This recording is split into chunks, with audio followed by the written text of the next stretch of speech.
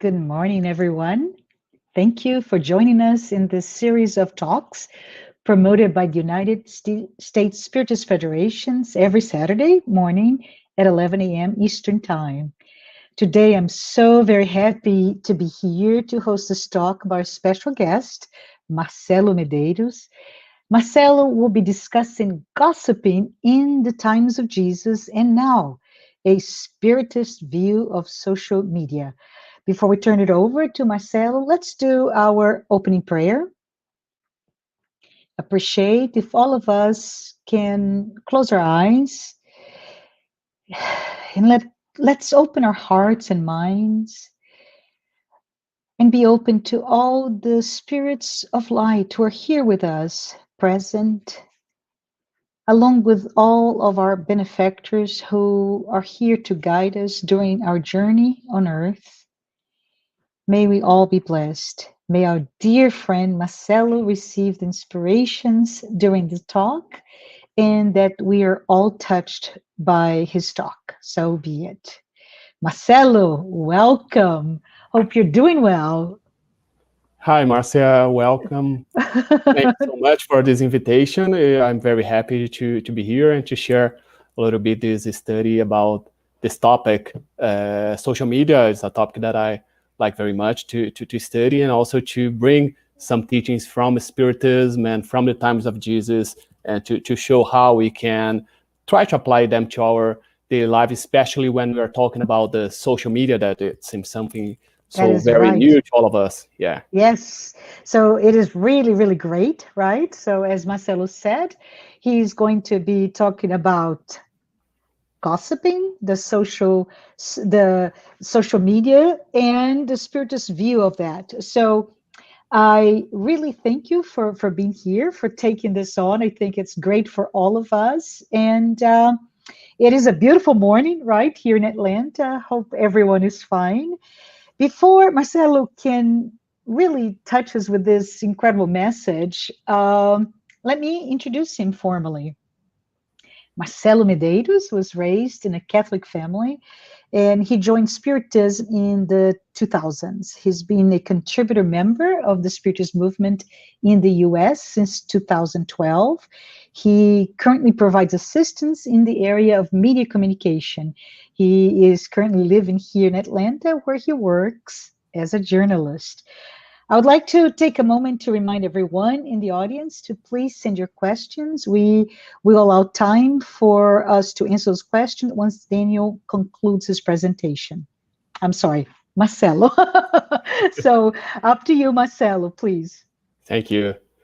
So the idea to bring this topic, gossiping the times of Jesus and now a spirit's view on social media, is because we know that gossip has been here on earth in our lives since maybe when we started to talk, to communicate to each other. So it's not something new, it's something very old in our society.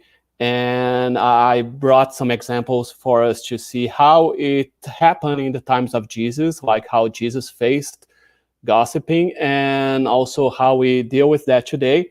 And the idea is to bring those teachings that we have from Jesus and from the high elevated spirits who worked with Allan Kardec to develop to the Spiritist doctrine, so we can see how those teachings from the 1800s, they are very actual. They can be and must be used by us in our social and daily lives, because many times we may think, okay, Kardec brought those teachings in the 1800s, and now we are living a different era, so that doesn't apply. But as we know, as we see, those teachings, they should be applied for us. They are here for us to study and to try to improve ourselves. And as social media is something we can say something new in our lives, because it's been here for like 5-10 years from now, and now we use it, especially now, like with the pandemic, we are using that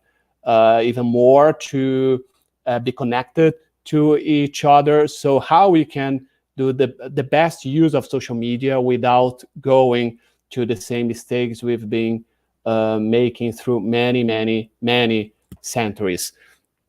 So the first example that I bring here is from the book The Good News, Boa Nova, by Humberto de Campos, channeled by Francisco Xavier. I brought a lesson from chapter 10. The name of the lesson is Forgiveness. Later on, I will explain why the name of the lesson is Forgiveness.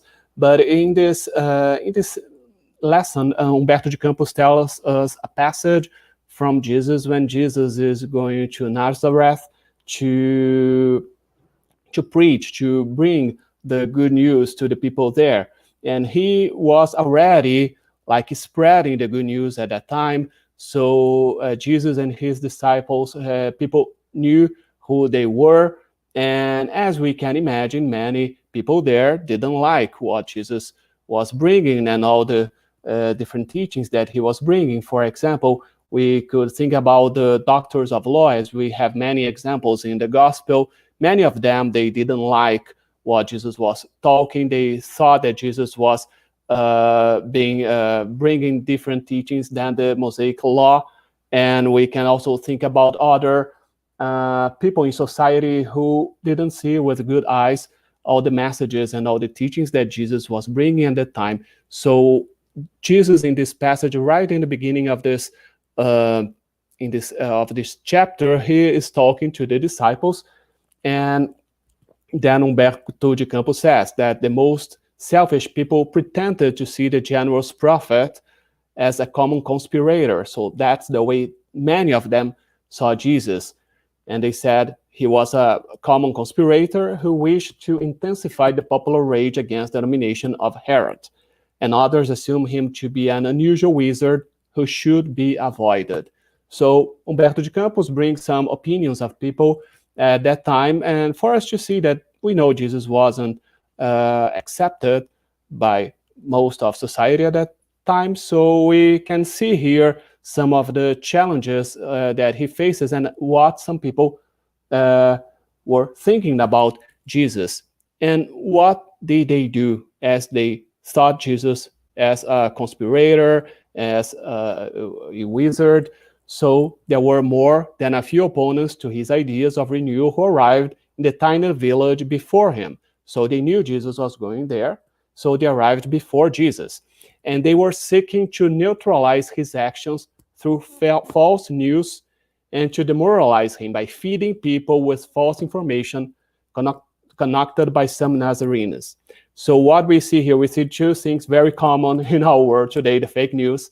Like they were already like creating fake news about Jesus, and they were spreading that. So they were gossiping because at the time they didn't have like newspapers, they didn't have TV, radio, internet, nothing like that. So the best way, let's say that, for them to spread the news or to spread the rumors that they were willing to spread was by talking to each other. So that's what we call gossiping. So as we see here, Jesus was a victim of gossiping because people were using that in a way to try to avoid others to believe in what he was saying, and in that way to block the spreading of the good news as Jesus was bringing at that time. So this is one of the examples that we can bring of how Jesus was being a victim of gossiping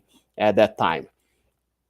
And then I brought here another example this is from the gospel about the story of the Pharisee and the tax collector. So this is a story that Jesus told to the disciples at that time. So there is another example and another way for us to see how gossiping exists in our lives and since that time.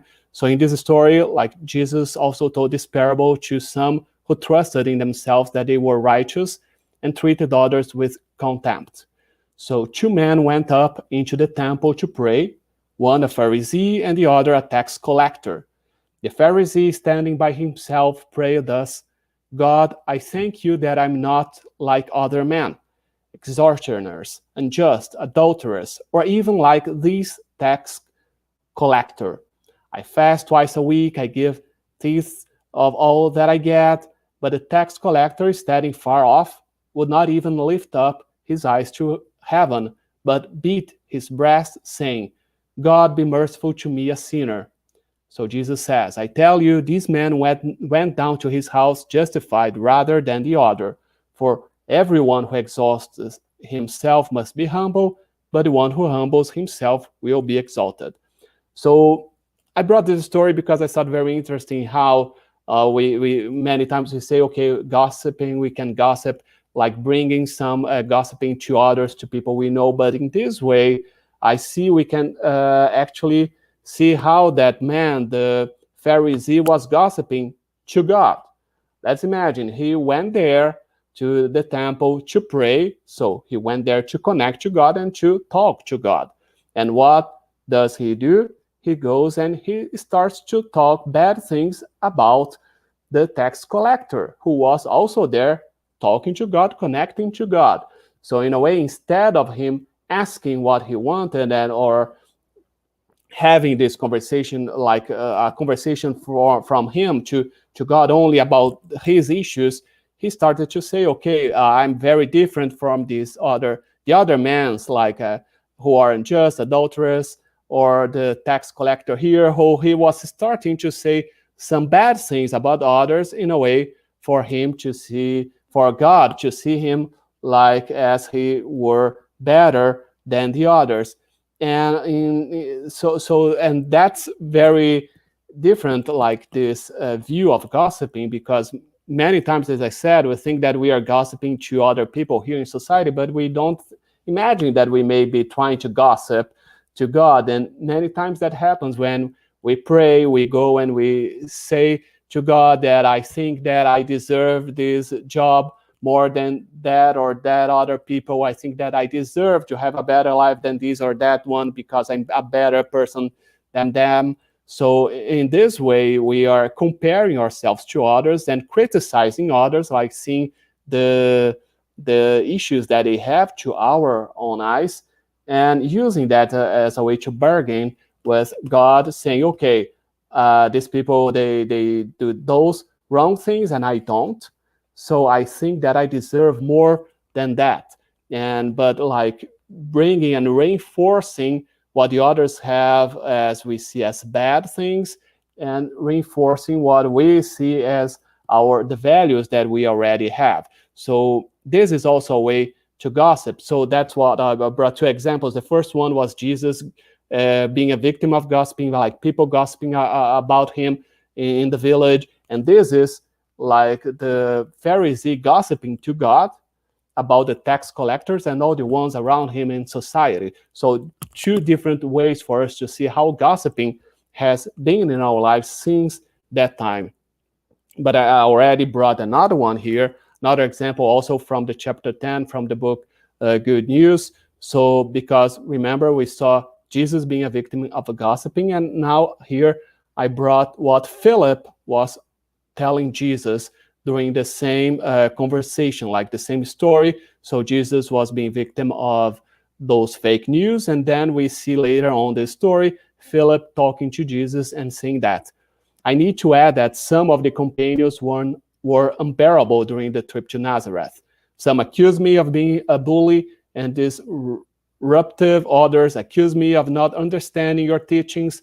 So we see here, like Philip was also being a victim of those bad comments among them, like about the companions, the disciples. So we can see, and we have many different examples, not only in the books by Humberto de Campos, in the book Good News, we have like in Jesus in the Home, and if we go to the Gospel in the Bible, we see many examples that we see that the relationship among the disciples in the beginning, it wasn't a perfect one. We see many disputes among them. And in this example here, we can see Philip talking to Jesus and bringing some examples of what was happening. So the disciples were talking among themselves, like one saying bad things to each other. So they were gossiping among them during the trip with Jesus.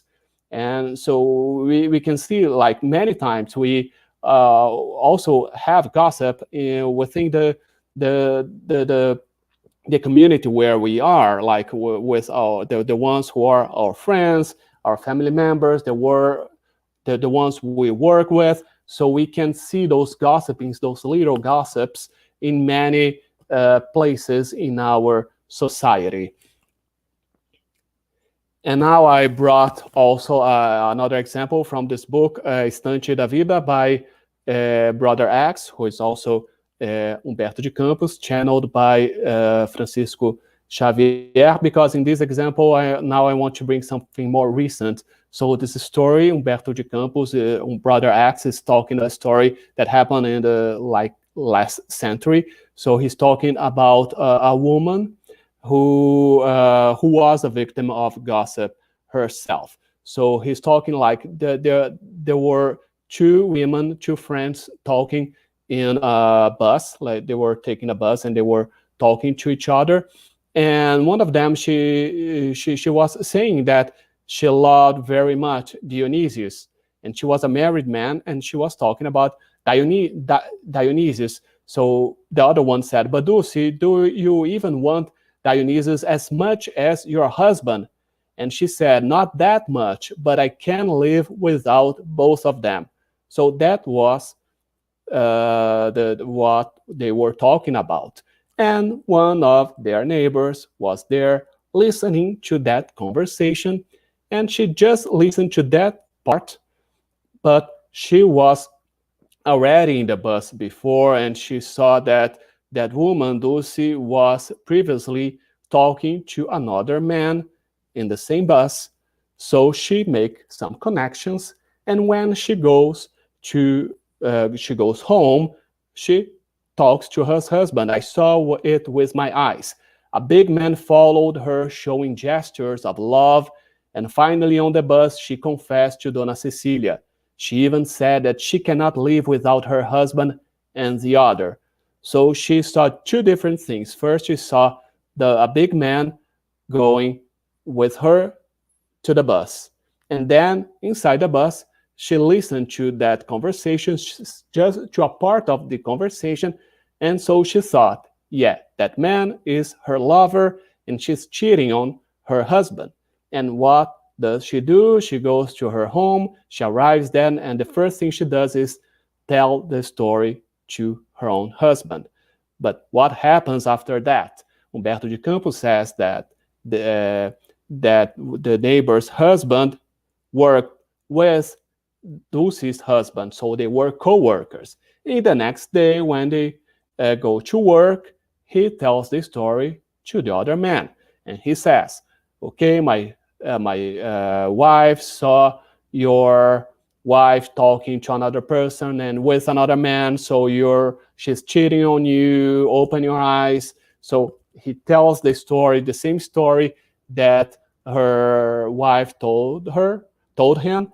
He tells that story to his coworker, and the coworker is very upset. He went to his home. During in the middle of the day, the middle of the work, he left and he goes home, and because he wants to talk to his wife to see what is happening.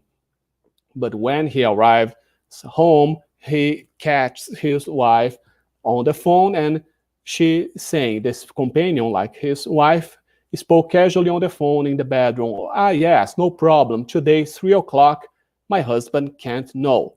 So he only listens to that part of the conversation, and then it's the end of the world to him. He thinks, okay, yeah, she's cheating on me, and then he goes, instead of talking to his wife, he goes for a walk.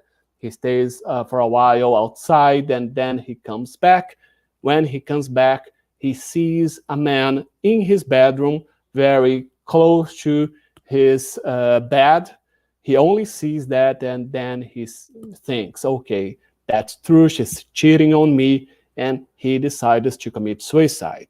So imagine all this happened, like beginning with the story that the neighbor heard in the bus. And when the wife knew about what happened, that her husband was dead, she was devastated. She didn't understand what was going on. because in the end, what was happening, and in the next day during the funeral, people started to spread what happened, that she was cheating on him, and actually it wasn't true. So the truth was that Dionysius was her cat. She had a pet. That was the pet's name, the cat's name, and the cat was very sick. So that big man that was with her in the bus was the vet that was taking care of the cat. And she was just saying to her neighbor that she loved the cat very much and that she couldn't see the cat being ill and she didn't know what was going to happen with the cat. So that was the conversation. And the other conversation that she was having on the phone, like she was talking about 3 o'clock, the husband can know because she was buying a new mattress. And she wanted to surprise her husband with a new mattress. And the man that the husband saw in his bedroom was the delivery man who was bringing the mattress to their home. So in the end, it was not at all true what the neighbor told him and all these gossips. So in the end, it wasn't true. And when the neighbor who started everything found out what had happened, she says, he died for a foolish thing. We say certain things just to speak. Okay, so even then, she didn't realize how serious was that gossip that she brought to her husband, that initiated everything. So she said it was something foolish, so she gave no importance to that. And that's something that we all do in our daily lives. Many times we say little things, we take some conclusions without knowing the whole story. And it's very easy for us to go to a friend, to go to a family member, to go to a coworker, and to tell that without even knowing if that is true or not. And we don't imagine all the consequences that may have in our lives. And at that time, when Brother X, he brought this story, we didn't have internet, social media, we didn't have this so fast communications that we have today. But imagine that today. We know that today it's very easy to spread. We have WhatsApp groups when we can share information very fast, and we do that. Many times it's easy to share some fake news or fake information about people without knowing if that is true or not, because we receive something and immediately we have that need to go and to spread that to others. And today is very easier to do that. Can be also on social media. If we go to Twitter, to Instagram, to Facebook, we can see a picture in some place, and like we can see a picture of someone in Instagram and make some conclusions just by seeing that pictures without knowing the whole story. So that's a way that I brought this story, because I wanted us to try to bring that to the society that we have today, and to see how many times don't we do that. Because when we are talking about gossiping, we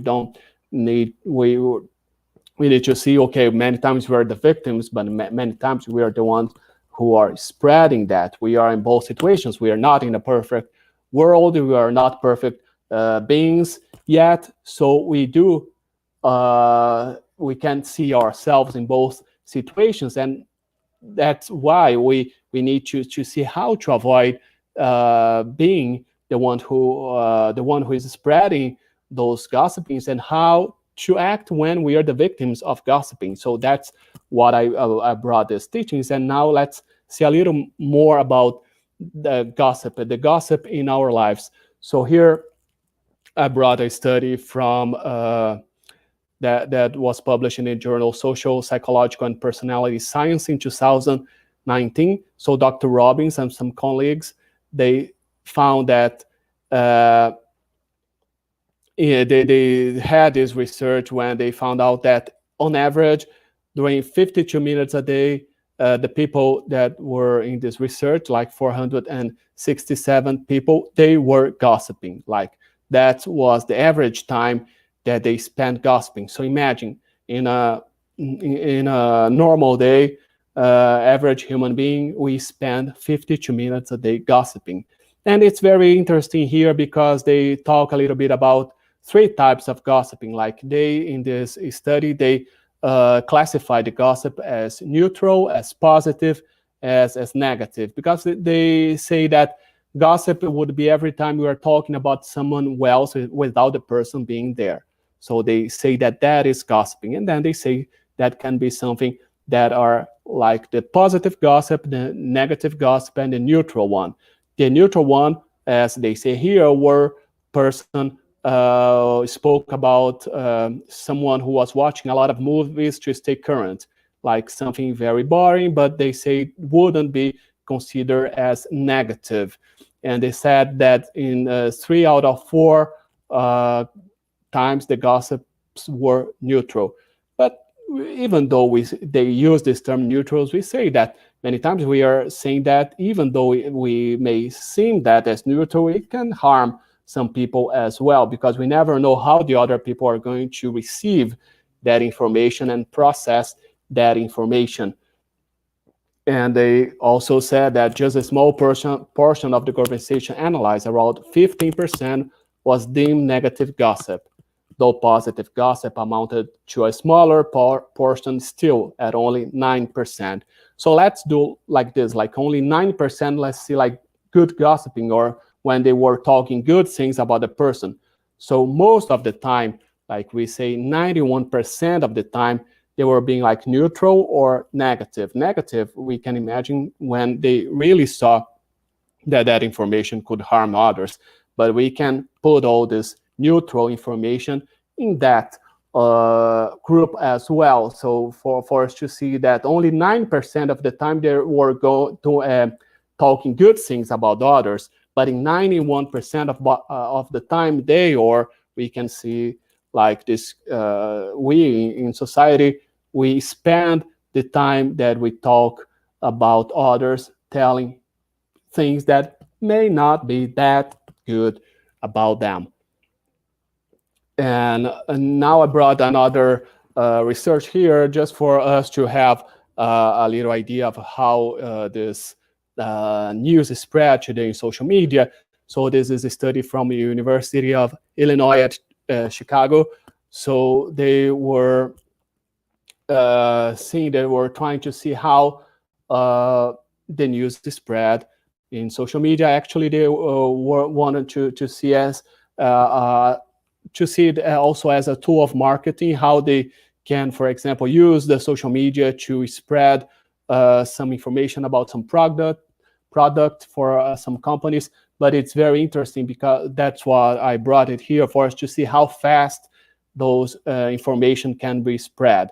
So they did like this model with 10,000 people, and they had among those people Democrats, Republicans, independent, and politically agnostic.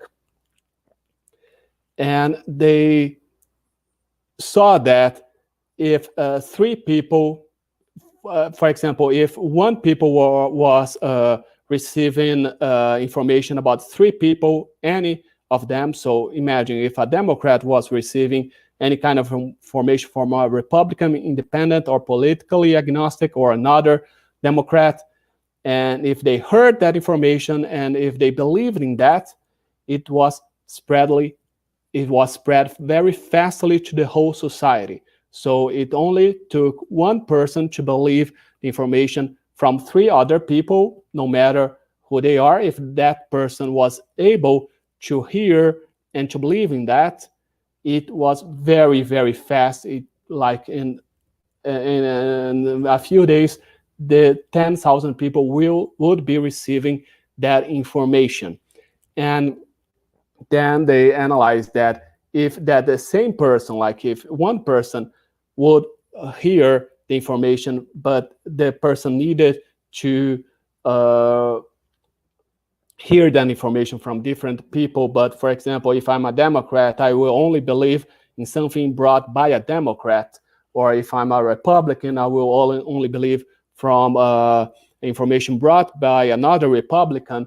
So in that case, the information would also be spread, but it would be slowly this spread. For example, so they said that From one people, it would need for 250 people to believe in that information, so it would go to half society. So they were saying that because they wanted to show that at the moment that we do believe in anything that is brought to us, no matter who brings that information to us, for example, if we do not have any filter at all, so that information will be spread very fast to the whole society. But if we filter a little bit, if we select like the people who are bringing that information to us, so it will be like a barrier. So it will be the information will also be spread, but not as fast as if we believe in anything that is brought here to us. So we can see these two models, and it's very interesting for us to bring those models to our own lives to see, okay, so if we filter a little bit, so if instead of receiving some information and also spreading right away, so let's see who is bringing that information. And we can think about many different ways of doing that. Can be who, like the people who are bringing information to us, if it is someone I trust, if it is someone I usually I believe what that person is saying, or depending on the source of the information. If we are thinking about fake news, let's see the source. Where is this information coming from? It is coming from actually a website or some place that I trust, or is coming from a source that I never heard before. So from the moment that we start having those filters, this spread of fake news and this spread of gossip around our own society, it happens is lower. It doesn't mean that it won't happen, as they show here. It will happen anyway, but at least we can allow that to be spread in a different way than to fastly spread to the whole society. And now, coming back to Spiritism, so let's see what the spirits tell us about gossiping, about bringing us information, and about watching also information that others bring to us. So here in the Gospel according to Spiritism, chapter 10, the chapter Blessed are the Merciful, number 20, we see Kardec asking, is it reprehensible to observe the imperfections of others if there cannot be any profit for them, and if one does not disclose them? So actually, okay, with what we can do when we observe the imperfections. And I brought this question here because let's bring again to social media and bring the example from Instagram. For example, we know that Instagram is a place where we basically go to see pictures of others, and what we see today, many of times we see pictures of what others are doing in their lives. So we see people going on vacation, we see people on the doing their daily work, daily activities, and it's very easy for us to go there and to observe the imperfections.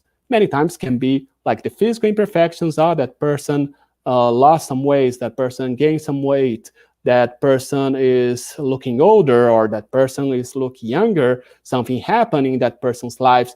So it's very easy for us to find those imperfections and to observe those imperfections. And not only that, we can assume by seeing the way that the pictures that the people are posting, that how they're living, what they're doing, and we can also make some observations about the life they are having in our eyes, if there's something good they're doing, something bad that they are doing. So it's very easy for us today to observe, to judge, and to make conclusions.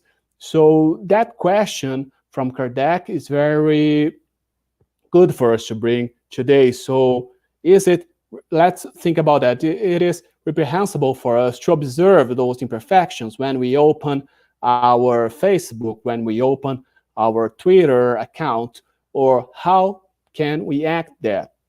And then the spirits say, it all depends on one's intention. Certainly, it's not forbidden to see evil when evil exists. It would even be inconvenient to see only good everywhere, since such an illusion would hinder progress. What is wrong is to turn these observations for the detriment of others by decrying it unnecessary in public opinion. It would be reprehensible to do it only to indulge ourselves with a feeling of malevolence and joy for finding others in fault. So let's see what the St. Louis is telling here. So it all depends on one's intention. So the first point here is for us to, okay, from the moment I open that and I see that and I try and I start immediately to see some like some evils or some faults that I think the other people are having. So why am I seeing that? What is my intention in pointing that out? So the first question that we would ask ourselves. So very important here for us to see that is also something for our, like, knowing ourselves. So let's try to know ourselves. Why am I pointing that out when I see here, as they say here, it is only the detriment of others. So it's something that I'm going to point out that information and to tell someone, see, did you check that picture? Do you see that a person is like traveling again? Yeah, spending the money and something like that. So like some bad comments that I may bring. So it's also about that. What's the intention with that? What am I doing with that information if I'm going out there in the public opinion and spreading that? So what's the point of that? So that would be something imprehensible. And also they say here, this last part, when we do that, only for us to feel joy for finding others in fault. So it's like the example of the tax collector and the Pharisee. The Pharisee was bringing those gossips to God because the Pharisee wanted him to feel that he was a better person than the tax collector. And many times we do that in our lives when we are going through on social media. We see what others are doing and how they are acting, and we go and try to find their faults because it may us feel better than those persons. So it is a way for us to compare ourselves to others, but not in a way that, okay, I see what the other is doing good, so I may follow that path. I may see in that person an example, something that I want to do in my life as well. Well, no, many times we go because we need to see that in a way for us to feel joy by finding the other's fault, so we can feel that, okay, I'm a better person than that one. I'm in a better position. So it's something that we many times we do, and even if we don't spread that information, if we do not gossip to other, many times we do as the Pharisee, we do that gossip to God or to ourselves, because we know in Spiritism when we are thinking, we are already creating that images and creating those words around us. So we have, as Paul of Tarsus said, a cloud of witness around us. So we have many spirits around us. So those spirits, they are seeing that. They can feel what we think. And by doing that, we are also attracting some other spirits who may feel the same or think in the same way. So even though when we think we are not gossiping, we may not be gossiping out loud, but there are always witnesses around us, and we are always attracting those spirits that are thinking the same way we are. So we can imagine those gossips in the spirit world, they happen as well. It's not something here that we happen in the physical world, but we do have some friends or some people around us, some spirits around us, who may also think the same way that we are thinking. And now I brought this text by Joana de Angelis. It is a page psychographed by Divaldo Pereira Franco. It was in 1988 in Santa Monica, California, here in the US. And in this, it is a beautiful text about words. And so I brought some parts of this text for us to think how we deal with those words online as well. So Joana de Angelis said, "The word that brings evil has been responsible for lamentable wars. just as the one that becomes a messenger of understanding and lucidity has been able to intermediate and achieve peace. How we can use that information online? Many times we may start wars online with the words that we use. How many times can we see some posts on Facebook, for example, especially now that we are in this time of here in the US election time? We have the country very split between at least two sides, and how many times we see some wars with the words, like people go and post something on Facebook or on Twitter, and there goes another one and reply that, criticizing that, and when we see, we have this whole war online. So we can use those words from Joanna de Angelis about the word that brings evil has been responsible for lamentable wars, and try to apply that when we go online, so we can easily spread some bad words, some bad news online, and we can easily harm others online as well with the words that we use. But in the same way, we can use those words to achieve peace. So it always depends on the way that we use the words, no matter if we are using that words by speaking or by typing. So we can use those words by Joanna de Angelis and try to put those words on our online activity as well. And she says, talking is a science and an art. Science because it must always be a messenger of wisdom, impregnated with love, bearer of faith. And art because it must be clothed with the corresponding modulation to what it informs. So let's think about that as well when we are spreading some information about others. We are that what we do, it is both a science and an art.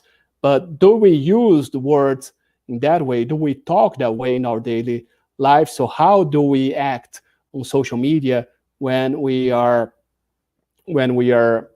like typing or putting something out there, a new post on the Facebook or Twitter, or even when we are sending a message on WhatsApp or on a text message? So how do we do that? Let's imagine if we start to think about all this talking as a science and an art, and all this love that we can bring with the words. Why are we using many times the words with this speech of hatred, with this speech of evil, or many times as a weapon to harm others? Because even many times we don't do that like intentionally, but we can harm others with some information that we spread about those people around us as well. Let's just going back to the gossip, even when they say those gossip were neutral, okay, it may be neutral to our own eyes. But for example, in that example that the scientist brought, that he was only talking about a person who was watching some boring movies. Okay, but just by saying that, if I go and I say to a friend, oh, okay, that person was just watching some boring movies, it may be neutral, but in a way, I'm already criticizing that friend, because I say, yeah, he doesn't have a good taste with movies. See, he spent his afternoon watching some boring movies. So even that is a way I'm not bringing love and not bringing anything positive. So if I'm not bringing anything positive, why will I bring that information? And also, Joanna de Angelis says, thinking before speaking results from the conquest of moral and spiritual values that dignify man. So this one, I would like us to hold this information, because later we're going to see Jesus' example, and we can see, of course, with Jesus' example, how he always thought before speaking, and all the results that he brought with that. So another from Joanna de Angelis, from the Happy Life. This one is a very good teaching for all of us. Keep quiet about what you hear. People would spare themselves a lot of heartaches if they knew how to listen and reflect. Unfortunately, many rush to spread the news, altering its content and stressing the sensitive or negative points. So that's something that happens a lot. We have this rush to spread the news, like we want to be the ones who are bringing breaking news to others. Can be to a group of people, can be to someone close to us. Many times we have that rush is something that happens to us, like we have some information, we need to spread information to another person. But why do that? Let's keep quiet a little bit and to see, as Joanna de Angelis is saying here, why I'm going to spread so fast something that I heard about someone else, as in the example of Brother X. That woman heard that conversation. She wasn't bringing the whole story, so the content was the correct content, and she was stressing only the negative points of what she heard. So how many times don't we do that in our lives? We don't see the whole picture. For example, if we are coming back to the Instagram example that I gave, if I'm seeing someone like posting a picture in a very beautiful place on vacation, for example, and I go to another friend and just comment, see, that person is wasting his or her money with those vacations. And many times that person is complaining about money, but see, he's spending another vacations here or that, but we do not see the background, what is happening in that person's life. Maybe that person had as vacation as a gift from a family member, from a friend, from their company. Maybe it's a work trip, and that person had a time to go to that beautiful place, take a picture, and to post that picture online. So many times we don't know, or most of the times we don't know the reality, what is happening in the backstage of a situation that we see online, and we rush to some conclusions and we spread those conclusions to others. So let's think a little bit about this. What Joanna de Angelis is saying here, keep quiet many times is the best solution. Keep quiet, because many times we don't know what really we are talking, if it is true or not. And also, she also says, fragmented accounts and adulterated stories have the magical power to disturb, creating conflicts and unbearable situations. Don't spread toxic information. And that's true many times. Those, when she says the magical power to disturb, magical, we all can also say, because as we have this rush, this willing to spread information, many times we go there and we spread it, and we can create very different stories, as we saw in that example. Okay, that example was a tragic example by Brother X, but how many times we don't replicate that in different, in smaller proportions in our own lives, and we hurt other people's lives. We may hurt other people's relationships with some little information and not true informations that we spread about those people. And Joanna de Angelis also says, listen calmly without jumping to conclusions. If you wish to comment, do so benignly and as if you were the one involved in the situation. So this last part is very important, as if you were the one involved in the situation. So all the time, let's put myself in other people's shoe.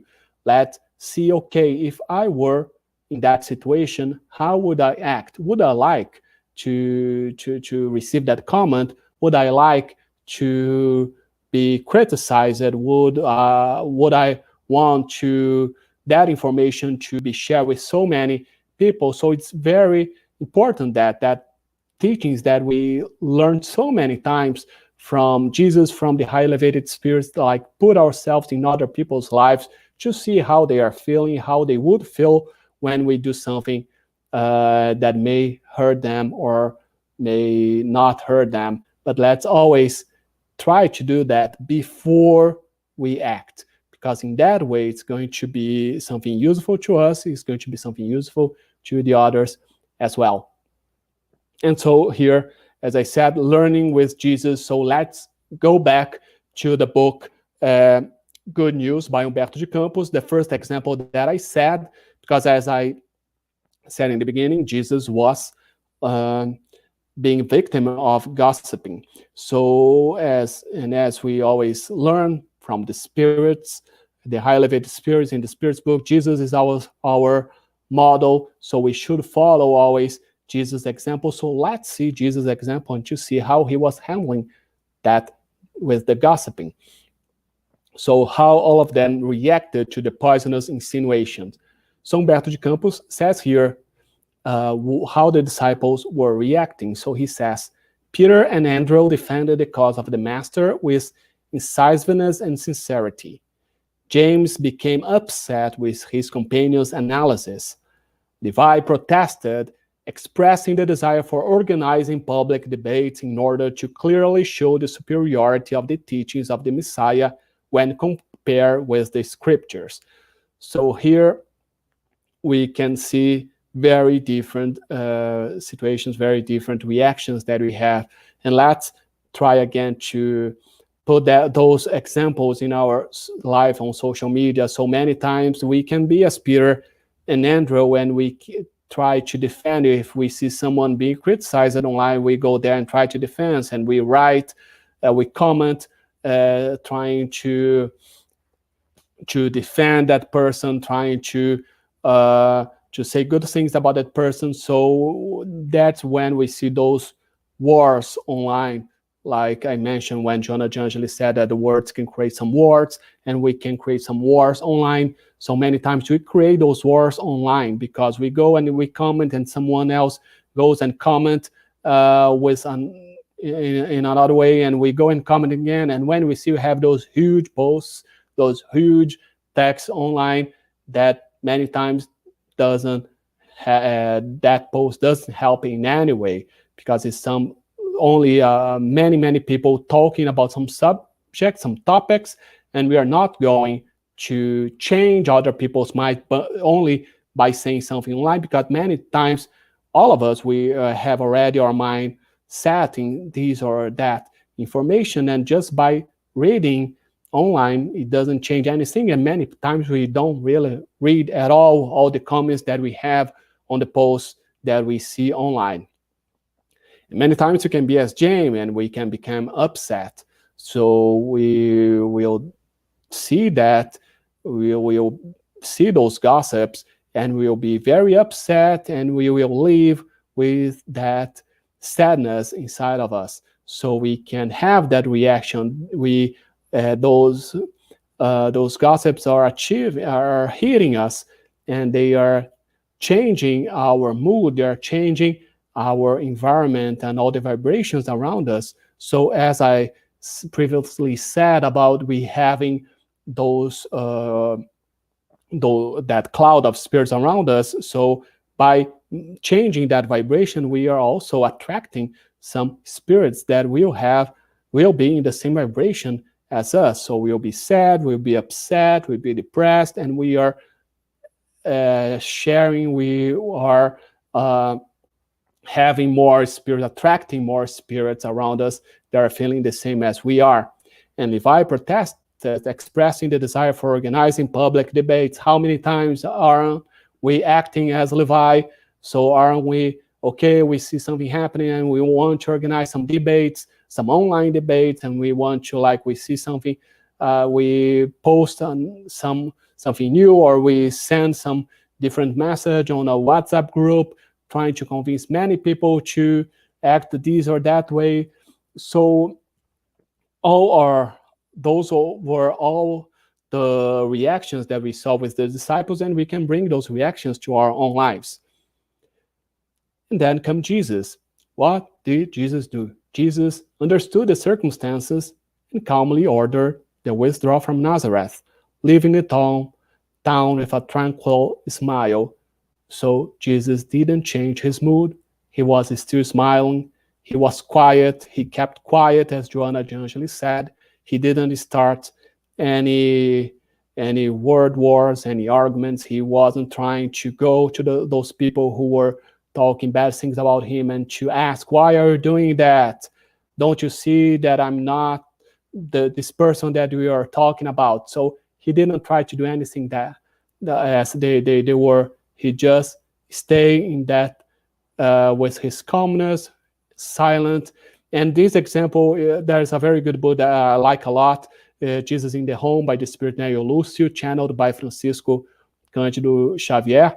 In that book, we have 50 lessons from Jesus talks in Simon Peter's house, and it's very, very good. That book I highly recommend anyone who'd like to read that book, because we see this example of Jesus in almost all the lessons. Jesus always was silent, allowing everybody to talk before him, and then he gave the teachings. He gave his final word with serenity, with always with a smile. So that was the reaction that Jesus had in every daily situations.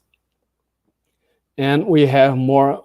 What else did Jesus say? Jesus said, "Would we be able to pick up grapes in the bramble? I would not in any way engage in an sterile argument with my opponents in Nazareth.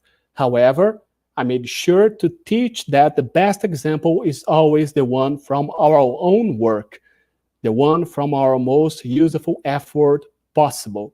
So instead of engaging with arguments with them, Jesus was teaching by his example. And that's what we see in the gospel. That's what we see in many of those books that later were channeled by many high elevated spirits, as this book, The Good News, Boa Nova. We have many examples that we can see Jesus teaching by his example, through his example. So that's the way that Jesus acted. So he knew that he didn't need to go and to reply to those arguments. He didn't need to start some wars with the others. He was just doing his work. And that's something that we can try to do as well. Instead of reacting or overreacting many times, try to stay calm. It's not easy. No, it's not easy. Of course, it's not easy. But I think by seeing Jesus' example, at least we see that it is possible. So someday it will be possible for us to act like Jesus, but we can at least try not to become like not to overreact to anything that we see online. And the last one, Jesus said, "What would be the use of long public debates filled with mockery and sarcasm? At the end, we would have only lesser chances for the triumph of glorious love and stronger motives for division and hateful opposition." So he's saying, why are we engaging in long debates, public debates? So that's what I said many times. We go on Facebook, on Twitter, especially, and we see many people arguing, many people having those wars online.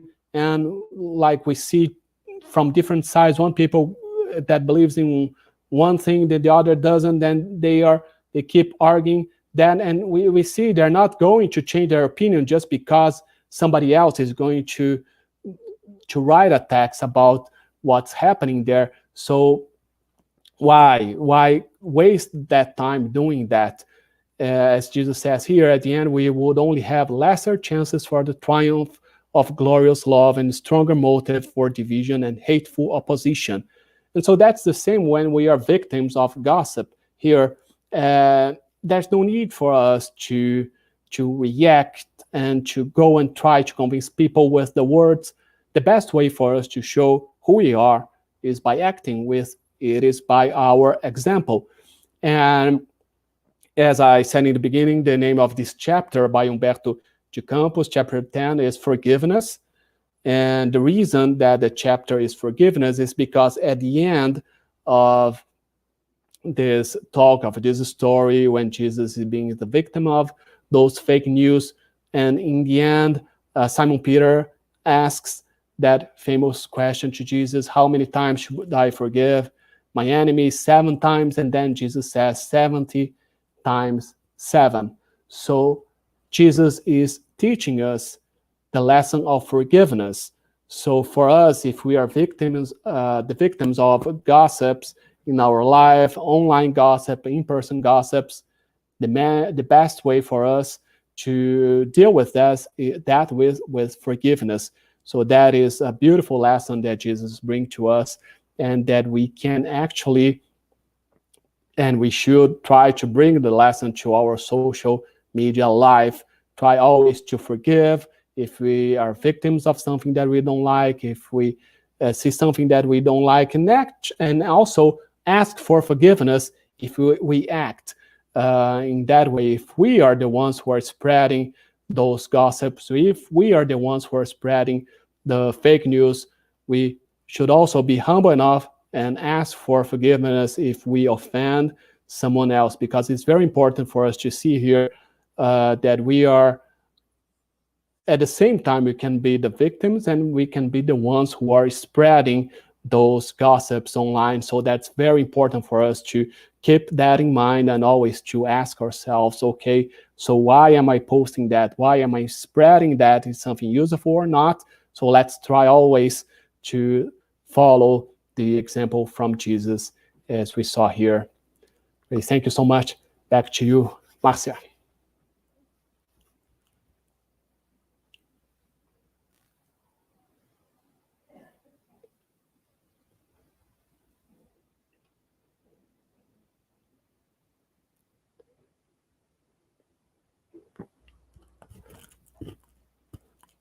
I'm sorry, I'm not listening to you. Don't know if you're mute. I was mute. Okay, I'm now. very sorry. Thank you. So thank you. It's great talk. Very very contemporary. Love those stories. In fact, it sounds like a lot of the shows that we stream online from Netflix, etc. But anyways, we are open for questions and for comments from the audience. We have about another 15 to 20 minutes. So let's go ahead and get started. Are you ready? Yeah. So the first one, someone said, Marcelo, you mentioned that at Jesus' time, there were no news outlet. So the best way to spread information was through gossip. Today, social media, in many ways, is replacing official news outlets or reputable news outlets. How do we, all of us, learn to separate what is true and what is false? That's a very good question, especially today that we see the spread of fake news so fast and so easily. Um, I think one of the best points for us to see, as I said first, the source of what we are spreading. So many times we can see some headlines from some outlets, and when we go to see, they are not actually a trustful outlet, or they're not actually that real outlet, because we may see some people creating some fake websites trying to pretend to be the real one. From here in the US, they can like be very similar, when we see visually very similar to CNN, to ABC, to CBS, and to many others, and we at this first moment we think that is the official one, but it is not. So it's very good for us to check if it is coming from the right, from a good source or not. And even if it is from a good source, it can always be wrong. So many times it's good for us to check, okay, it's coming just from one place, from more than one place. How did they check that information? So that's the best way, I think, for us not to spread, because through it's very easy to spread fake news, and we see that very commonly online on Facebook, Twitter, and today with WhatsApp. It's very easy for any one of us to receive those news on WhatsApp and immediately forward, many times without really clicking the link and reading the news. That's something very interesting too, because many times we only read the headlines and we already think that we know that information. But if we read the text, if we read the entire news, many times the headline is not what is saying in the text. So that's something that we should always do as well. Very good. Thank you. Appreciate it. There's another question here. The big challenge we have nowadays is to verify reliable sources of information, right? Just a good segue to what you said. Could you share, Marcelo, some tips on how we can do that?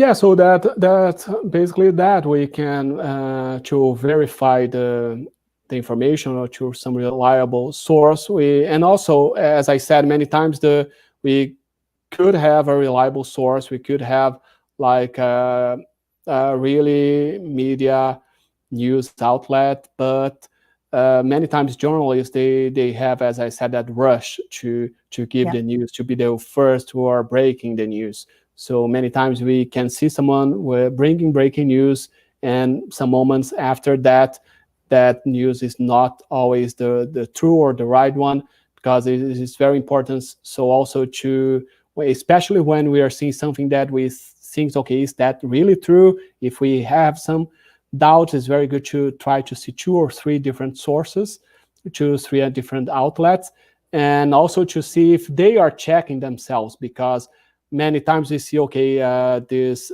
newspaper A gave that information, and we see the same information in newspaper B, C, and D, but they're just like replicating the A one. So just saying according to news A and according to news A, but they couldn't verify the information themselves. So it's very important, especially when we have a breaking news, especially when we have some kind of news there we don't really think it's true or not.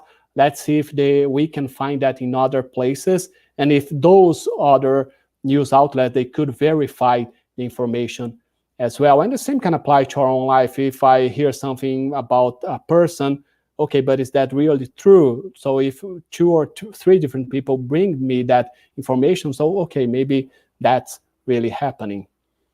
yeah, absolutely. Thank you. I appreciate that. So Tiago Tiberio said, so is positive gossip good? Thiago, that's yeah. Let's think like in that research, they say that neutral, positive, and negative, but they say that all the gossips are they say that gossip is when we are talking about someone and that person is not there. Mhm. So that's something that we need to ask. Okay, but even if I'm talking something good about a person, it's something that a person wants me to share. Is that really something good? Just to give an example, there are many people who do good work, who do charitable work, but they don't want to show off. They don't want Yeah, to others to know they're doing that. So if they do that in very quiet and very silent way, let's say that, and I go to others and say, see, that person is doing a good charitable work, and I think I'm doing something good because I'm talking a good information about that person. But if it is something that person does, that also when I saw that I also need to talk about others, then I may compare that with the small talks that we have in our society, because like we here in the US always talking, okay, one of the examples that we give here about the small talks when you're talking about the weather, like we meet someone, see, it's going to rain today, it's very cold, or it's going to snow or not. So we have those small talks, and I think many times we use those gossipings as small talks. Okay, did you see that what this or that person do? Or like we have a friend in common, that's something that seems very obvious for us to talk about that common friend that we have. So I think many times we do that. It's something that we do maybe to start our conversation, or maybe to engage in a kind of talk with someone else. And but what to do to stop that? That's a very that's a very good question. But and I I would say, right, the small talk has no impact. And as you mentioned before, speaking ill or not about a person, there is an impact, spiritually speaking, to that person, right? So very good thought, good parallel there. yeah. Do we have another? Yes, we do. So here it's a reference to the story, right? The story about the Pharisee and the tax collector.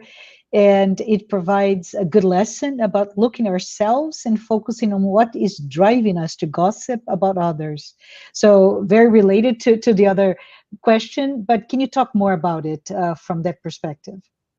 Yeah, I think that that's something that always happened to us, because many times when we, especially when we are acting as the Pharisee and criticizing others and trying to see what the others fault for us to feel better, how many times that happens in our own life? for me that happens a lot. Like I see Mhm. something, some vices in others, because okay, I just want to feel that I'm a little better, that I'm not that worst person that I think that I am. So I need to see other people acting in a negative way, so I can say, okay, so that vice, that fault, I don't have. But how many others do I have? In the same way, we all of us, if we are here on earth in a planet of trials and expiations, it's because we have a lot to learn.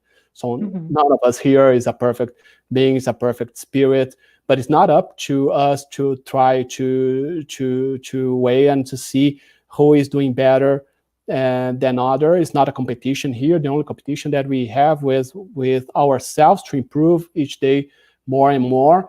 So I think the best way for us is to not to see that we are not here competing with each other. We are here to, as a society, to improve, like to improve our society, to improve our world, and to improve ourselves. So it's not by seeing others people's faults that I'm will uh, think that I'm in a better place.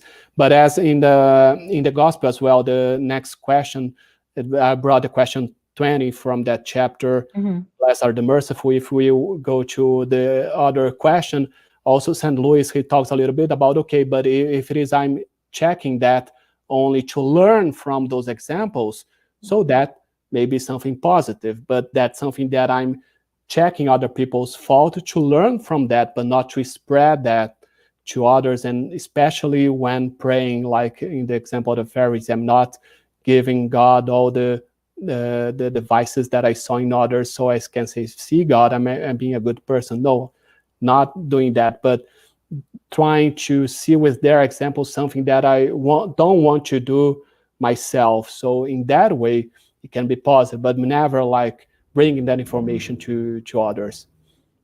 Correct. Very good. Let me see if we have another question. Yes, we do. Spiritism teaches we're always progressing.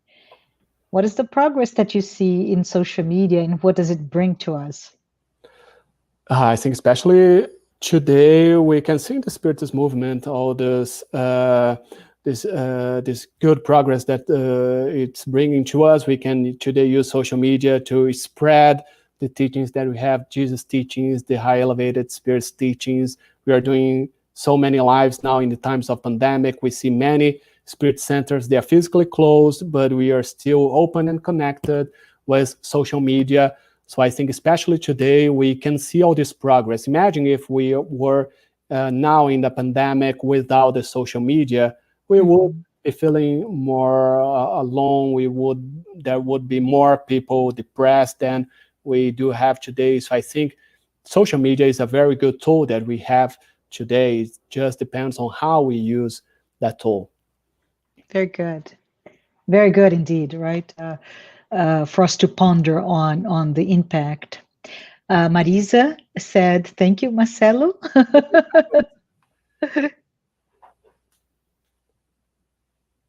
And I think we have one more minute. Marisa mentioned, "I love the stories too." And Kirsten says, "Love the stories in Boa Nova. Truly an underrated book." Yeah. Yeah, thanks for bringing us that. Lots of good stories. Yeah, and a big fan of Humberto de Campos, and Boa Nova is a really, really good book. Yeah, excellent. And Abigail said, like Chico Xavier says, keep water in your mouth if you don't have nice things to say. Thanks, Abigail. That's a good lesson. Yes, yes, yes, indeed. Yeah. All right. So as we come to a close, I want to say thank you, Marcelo. Thank you, everyone who is here watching this live talk and those who have been following our weekly talks. Next Saturday, it will be November 21st at 11 a.m. Eastern Time. Please don't miss Luis Lima. Luis will be speaking about the aspects of divine justice. Marcelo, before we close the live, can you please say a prayer? Sure. So let's take this moment to close our eyes, elevate our thoughts, And thanks, our dear God, our brother Jesus, and all the good spirits that are here with us, bringing us this good news to our lives. We thank you for all the lessons that you bring, and we ask you to allow us to understand each of the teachings and to know how to apply them in our daily lives. And we ask you for us to be able to use all the tools that we have today with the new technology, with social media, as a way for us to spread the good news and uplifting messages to our brothers and sisters that are here with us in this journey on earth. Thank you so much, dear God. May your light and all your blessings be with all of us in our homes, in our minds, and in our hearts. Thank you so much, and so be it. Thank you, everyone. Have a great weekend and keep safe.